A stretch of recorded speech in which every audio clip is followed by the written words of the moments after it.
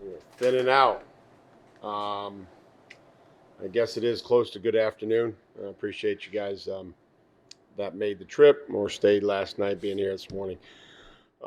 First, before we start, Ellie and I spoke with the following players this morning and told them our intentions to make a transaction to get down here closer to our number. We spoke with R.J. Moten, Mekhi Bernard, Phil Lutz, Kyle Pecco, Cole Fotheringham, Shane Watts, Philip Bliddy, Ben Woolridge, Jordan Polk, Monty Rice, Sidney So, Jaheim Bell, Isaiah Bolden, and Tyrese Robinson. So, tough day. Again, we've talked about this, try to have a personal side to this and a professional side, and this is clearly the professional side of what we have to do. 31 other teams are going to do the same thing between now and Tuesday. So again, just try to do it as respectfully as possible, and continue to function. Nicole, you ready? So you guys obviously have started the process already, but between now and Tuesday, do you think you'll still make sort of gradual decisions, or just wait until the deadline on Tuesday? I think that they'll, we'll still practice, and so we'll have to, have guys to practice, and we'll try to make those decisions when they become evident. And we're still having conversations on players and a vision and ideas and things that we want to do and where we want to get to. So I think the next 10 days will be very fluid. As you guys all know, covering this league, there'll be players that'll come onto our roster, maybe from other teams, maybe there won't. We'll have to get down to 53, and then eventually a practice squad, and the mix of practice squad players, of veterans and young players that may develop, or ones that we could activate. So I can't tell you for sure when those will happen, but obviously that has to be done before 4 o'clock on Tuesday. You mentioned a couple of tight ends in that group. I'm curious about that number 3 spot behind Hooper and Henry, a couple guys who are good pass catchers. Do you want like a true blocking tight end there, or is it any sort of skill set? Well, there's a lot that goes into when you start looking at third tight ends, fourth and fifth corners, backup linebackers. There's got to be an element of special teams that also goes into that. Some versatility. Just to say, hey, we're looking for specifically this. I think we're just looking for the right fit, and somebody that can serve a lot of roles throughout the game and throughout the week. Speaking of special teams, Javon Baker looked like he made some contributions there. In your opinion, I don't know how new that is to him, the special teams thing. Is he good enough in that regard to have a spot on a roster just based on special teams ability alone? Well, I think you look at the entire body of work, and I think you try to evaluate everything, not just the special teams, but what else can they do? And in Javon's case, he's a wide receiver, and I think the more that he does the special teams, I think the better that he's gotten, and he'll understand how that he can use his play strength, his speed, some of the receiving tools and fundamentals as a gunner potentially. We tried to get him some reps at corner yesterday on a punt return. He's played on the kickoff for us, and those are new, especially for a young player who's played receiver most of his life. So I think that the more that he's done it, the more comfortable that he's gotten, and we'll continue to evaluate him. How would you assess the depth at quarterback? Other than just saying that now we have 2, I'm not sure how much other assessment. We're there at 2, and we'll decide about who is, or if we plan on carrying a third quarterback on the 53 or on the practice squad. So the only thing I can tell you is as of now we have 2. And just one other thing from last night, the basic spot rule. When you you had the Doug Jackson dart scramble. Correct. And, credit to Doug Kyler, the Herald. We're scrambling in the press box trying to figure out why they spotted the ball. We had actually never seen it before, just knowing how you're pretty. Yeah, those are specifics that come up in training camp, and being on top of that and understanding how that works,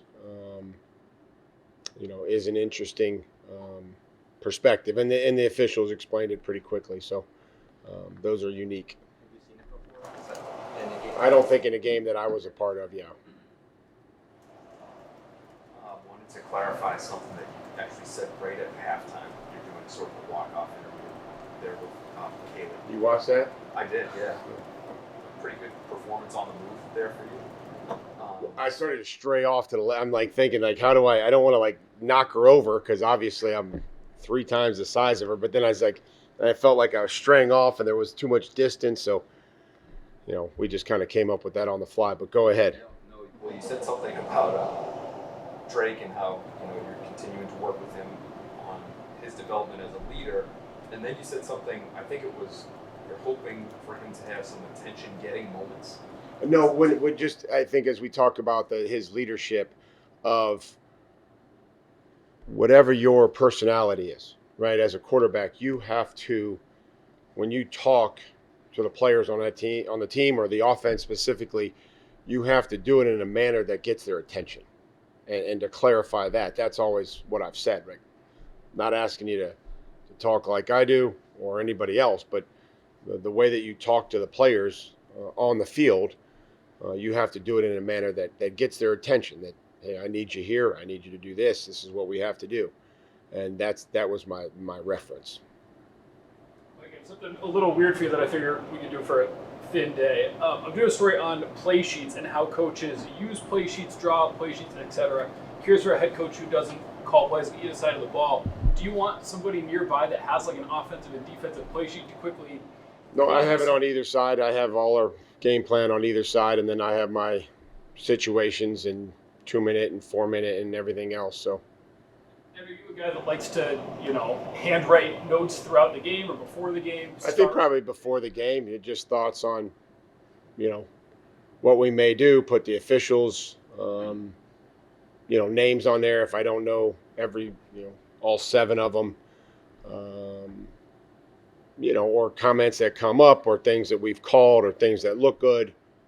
You kind of make notes on there. But I have both game plans on my sheet. What are your thoughts on the screen defense in recent weeks, and also what specifically on the long touchdown last night? Maybe good guys have done better than that. Screen defense is again about recognizing one that they're kind of letting you go, right? So they invite the end up inside. The tackle usually oversets when we're talking about running back screens. Being in man coverage, if you have to go and hug. And if you're in zone coverage, now we got to have eyes, and we have to go and break and trigger and avoid usually linemen in space. And the defensive linemen are really, you want to be a good screen defense. You have to have linemen that recognize quickly that they're letting you go inside, and then they put their foot in the ground and they're chasing to the back hip of that offensive lineman, right, where the backs usually try to cut back in, and we want to chase at the back hip and be able to impact that play. So I think it starts there, whether it's in zone coverage. Now it's, hey, am I leveraging this football to a corner? Am I leveraging it to a safety? And last night on the long one, it was zone. And the big thing for us is, when a defensive lineman goes in a gap, stay in that gap so that the second level and the third level can play off of you. If you're a linebacker and you're going to trigger, whether that be on a block or a perimeter play, you trigger, and then the safeties and the corners in the third level can play off of you. What I saw on the replay and in the film was, a second level player kind of lied to the safety and went outside, and the safety thought he was going to be outside, and then he cut back, and we didn't have a good enough retrace from the inside. We've had pretty, I would say, good screen defense through training camp. Minnesota hit a couple on second and long in the game, and then obviously the one last night that got out. So that's what screen defense is about. If you're in man coverage, we got to go hug and get on them before the lineman can get to the second level. But really the best way to defend a screen is to get the defensive lineman to recognize it and go chase and put their foot in the ground, because they're not accounting for them, right? They're not necessarily accounting for them. They're hoping that they keep rushing the quarterback, and the quarterback drifts and throws a hand grenade over them. So that's the quick dissertation on the screen pass. I'd also be curious to see if in the last couple years the perimeter screens, right, have gone down, their effectiveness and the amount of which people call them, because that you can't cut, right? Linemen, that's a timing play when you're trying to get a tackle out to the nickel, right? And now in the past they used to be able to just run and throw at them and then it would time up. Now that you can't cut, we run them, people run them, they have them. I just haven't seen those be great plays like they were, because the linemen can't go out there and cut.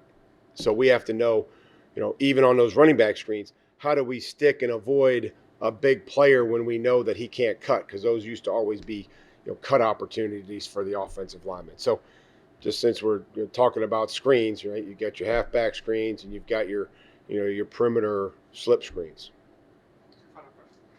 Mike, you've got a couple of veterans on this team who haven't been out there a lot this summer for injury-related reasons, July to July. Yep.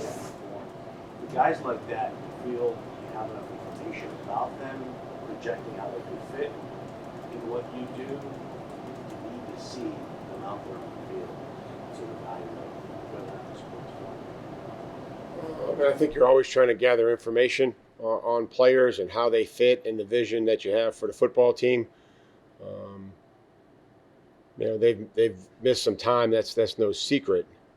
But I think that they've both worked extremely hard to stay engaged and to understand what it is that we're doing, even going all the way back to Jalen Polk, when Jalen had missed some time early on in camp.